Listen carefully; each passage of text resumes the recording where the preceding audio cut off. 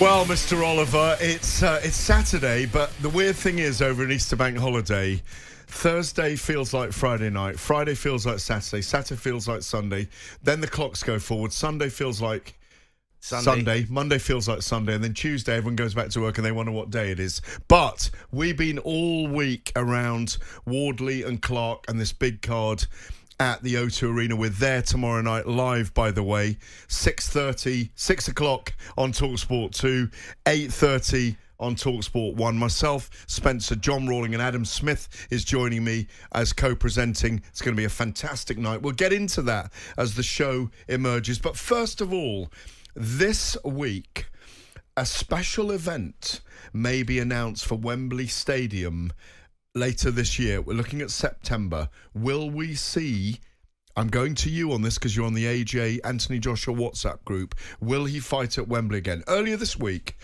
His Excellency Turki Al-Sheikh, the chairman of the Riyadh season, and we know what's been happening there with boxing. The General Entertainment Authority that he chairs as well, responsible for staging boxing in Riyadh, first disclosed the possibility of a huge show at England's National Stadium. The idea would be to use the event as an advertisement for more boxing to follow in Saudi Arabia as part of the opening of the Riyadh season last year. Last year, it was Battle of the Baddest, Tyson Fury and Francis Ngannou. Look what that created. Wembley event. You seemed to me to be on the money earlier this week. It all made sense what you were saying. Let the listeners know again what your inclination is going to be for that. Yeah, so, I said to you that I think that I could see AJ possibly topping the bill at Wembley Stadium. I believe that that's where it was. I think that Frank Warren has hinted at that there's a possibility there's a 5 versus 5. We will get that in September. Wembley Stadium seems to be Chapter 2. Wembley Stadium seems to be the front runner. That'll be the opening of Riyadh season. We know what's going on out in Saudi Arabia, the investment of this Saudi Arabia into boxing, which has been absolutely phenomenal. They're doing a great job there. But how good, Gareth, how good is it that they are actually bringing big-time boxing back here as well? Because that was what the fans were worrying about. We were going to lose the big shows here. We were going to lose the stadium fights. Well, guess what? They're coming back September. It's a great move. In this first section, we're going to talk about the undercard announced for Tyson Fury and Alexander Usyk. That's May the 18th, of course. We're going to go through that in a minute. I want to ask you, first of all, just on that note, we're going to hear from Moses Tauma in a minute as well. Do you think we'll see Joshua fight at Wembley in September? And is your inclination, you were talking about the IBF title that might become released after Fury and Usyk fight.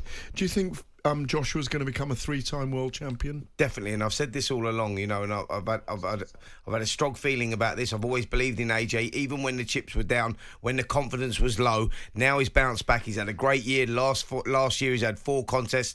The momentum is back. I think the inconsistency was affecting his performances. Now he's got that consistency back. He's got that confidence back, that self-belief back. That puts him back at the top of the tree. Do I believe that he'll become IBF world champion again? Yes, and like you said there, I think that once that undisputed happens, the IBF then becomes vacant. I can see Filip Hrgovic boxing Daniel Dubois for the vacant IBF title. I can see the winner of that boxing Anthony Joshua, and I believe that will land in Wembley. That's the roadmap. Fantastic stuff. Well, not everyone agrees with you, because heavyweight prospect Moses Tauma, 19 is he already? 19, looking to be the youngest heavyweight champion in the world, joined the Drive show this week. He said, and this doesn't agree with you, that he doesn't understand why everyone's raving about Anthony Joshua again. Listen to this. I'm not hating on anyone, but he's boxed Otto Wallin and Ngannou. They're the performances where he's looked like very good, and they're not really like strong. No, but obviously he was a former sparring partner of Otto Wallin was one of his sparring partners before. And Ngannou, no disrespect, but he was an MMA fighter. So you kind of, when you go into the ring with someone familiar, you don't really have any nerves to get hit. So you go in there full steam ahead. And I feel like that's why AJ's look good. I think that's the mentality, obviously, that he took into the fight. And it's just made him look better. Obviously, I do feel like he has improved. He's been looking very good. But I just feel like that's because it's the switch of the mentality.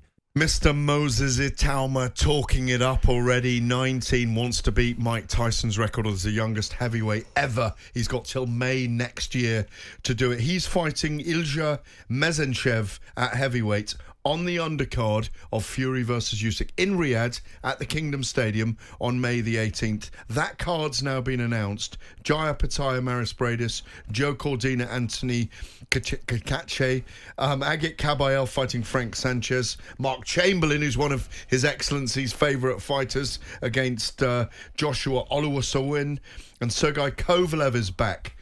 It's a great card. It's very interesting. Pick a good fight out of that. I love the Opatai Bradis 2 fight. The first one was phenomenal. It went right IBF down to the cruiserweight title. Yeah, IBF cruiserweight title went right down to the wire. The first one, Opatai won that one, broke his jaw in the process, won that by split decision. But boy, that was value for money. If we get much of the same on that one in the return, but by the way, I think Opatai wins that one clearer this time. I think he's got the momentum with him.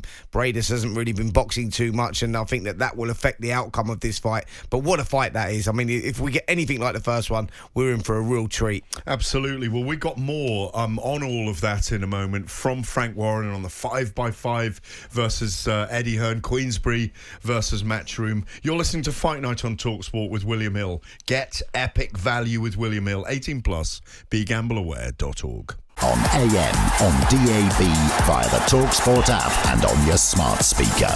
talkSPORT.